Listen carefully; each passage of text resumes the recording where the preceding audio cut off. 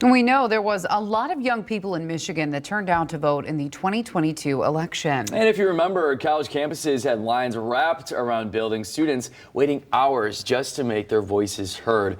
Now we're taking a look at those numbers right now and learning that Michigan's youth voter turnout was actually the best in the entire country. Wow. Last year, Ruda Alcineta now joining us with more on that. Good morning, Ruda. Yeah, good morning, guys. Well, we knew voter turnout was impressive in Michigan, but this new data from the Center for Information and Research on Civic Learning Engagement at Tufts, it really solidifies that notion. So let's take a look at some of this data together. It was released this month and it goes state by state. So we take a look at Michigan. It's sitting up right at the top here. And if we look at 2014, it's youth voter turnout, voters ages 18 to 29. We were at 15.3%. We'll take a look at what happens in 2018. 4 years later, we almost double to 32.7% of the youth coming out to vote.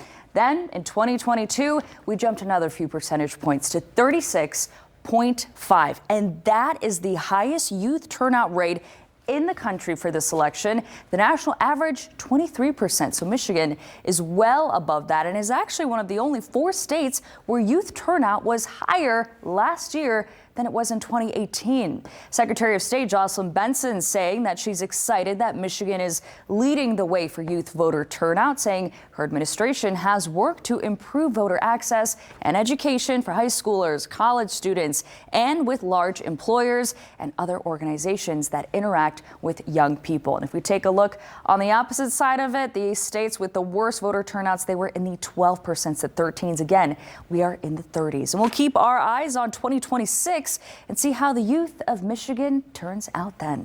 Live in studio, I'm Ruda Alcineta.